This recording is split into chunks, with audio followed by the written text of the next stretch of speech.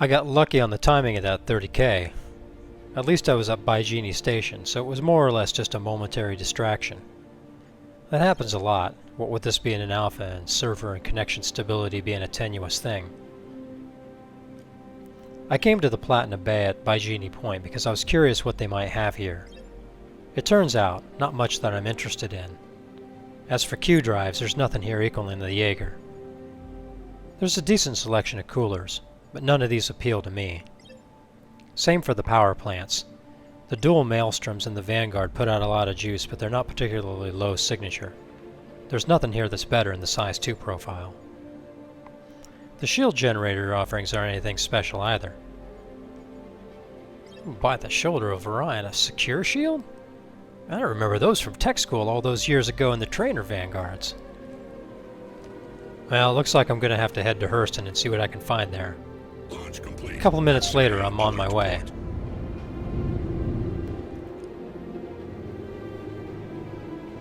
Thank you, and please visit again.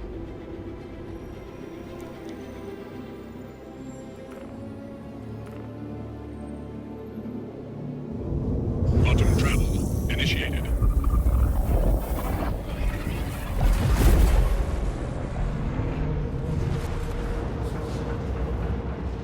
Though my trip was interrupted twice, first by a combat underway that I evaded, and then by a Hurston Dynamics welcoming party some 70K from Hurston, I made my approach to Lorville without any real incident, and landed without great trouble. The pit hangars on Lorville can be difficult, but a practiced pilot can manage without coming in nose down. Complete. I made my way through customs and security and found M&V, the local watering hole and leaves and station in the workers section. These guys are a hoot, standing on the chairs in the style made popular by Frecka Fresh 2 years ago. Not my bag, really. Something new will come along and this will be all forgotten. I dropped my helmet, intent on catching the news and learning what I can about Lorville. Coming in on approach, it was clear that this is a busy place.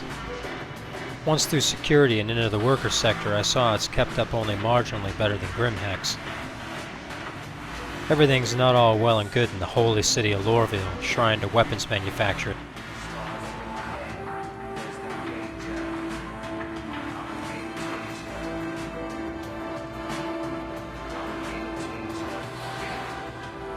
I checked the offerings for work, and from a review of what's come across the net to my risk comp, I see that Hurston Dynamics has a number of problems. Offenders against their authority, lawless drifters trying to settle down in low orbit above their weapons testing ground, and even some of their facilities being taken over by hostile insurgents against Hurston rule.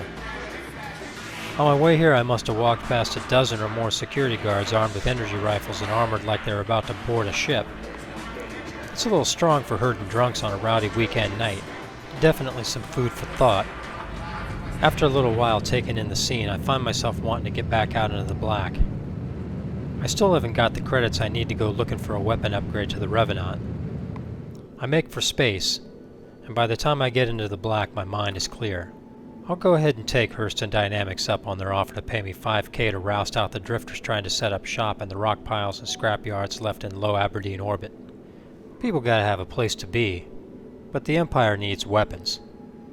Plus, settling down where HT tests new antimatter warhead designs doesn't seem to me to be the sort of thing a clean-handed space frontiersman would do.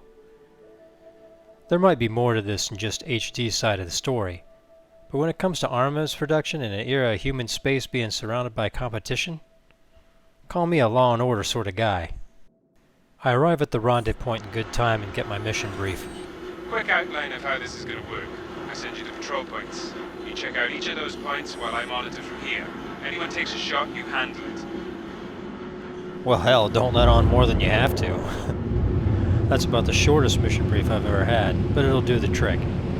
This is a simple search and destroy mission. Let's see if it's worth the time and ordnance to be spent.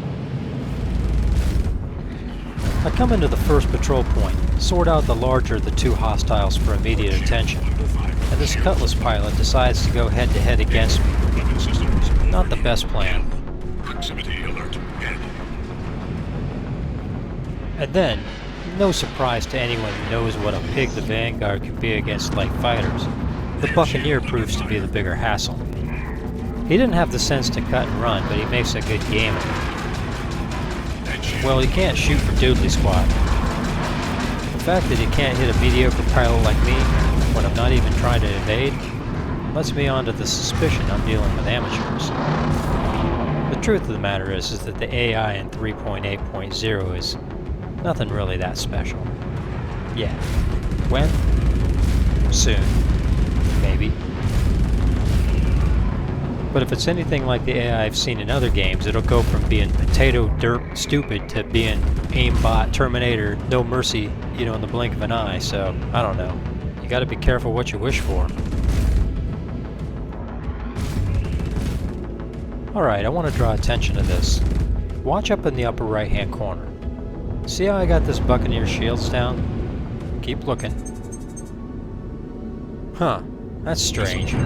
It's not going to save him, but it's certainly going to draw this fight out a bit. Or will it? It looks like this guy's shields are just raising and lowering arbitrarily. That's odd. It's hard to tell why this is happening. Well, anyway, I take advantage and end the engagement. In the end, this is another characteristic of the AI as of 3.8.0. I come to a stop, and so does the Buccaneer pilot. I fire off some near shots, but he doesn't seem much interested in evasive action. Well, that's boring. Alright, It's like he just gave up, decided to cash in or something. head to the next Wow. marker. And this underscores an important point about ship-to-ship combat versus AI in the verse right now. It's lacking. That's all there is to say about it. This is lacking. AI is slated to get another pass in 4.0, which is going to be out in Q2 2020. But until then, this is kind of what you got. I decide to play it straight in the next encounter, which is against 3 light ships, a Buccaneer and 2 Mustangs. Not exactly par against a Vanguard, and I'm clearly the bully here. Sig did a really good job picking that guy to be the voice of the Aegis Combat Assist. It's a bit of a guilty pleasure, but I don't really know that I'm ever going to get tired hearing that guy say, kill.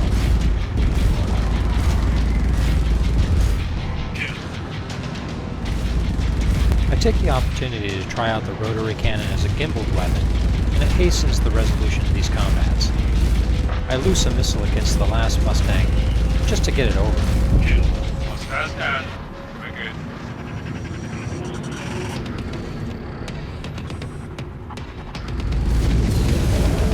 The third waypoint has a cutlass which proves to be a deft pilot. I choose to stay at speed and play the game, and it's reasonably challenging, requiring me to use forward and backward thrust, retros, and generally put some effort into the engagement. But the Vanguard with the FR-76 shield generators is just way too well defended, and the engagement ends as it must, in defeat for the enemy cutlass pilot.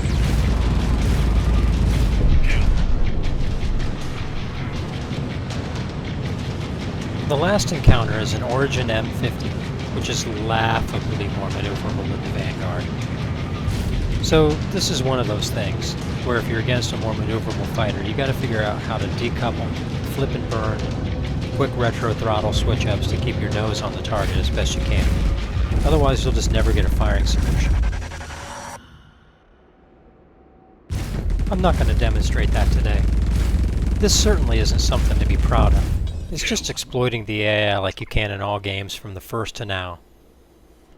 As for the challenge rating of this mission, it wasn't particularly challenging.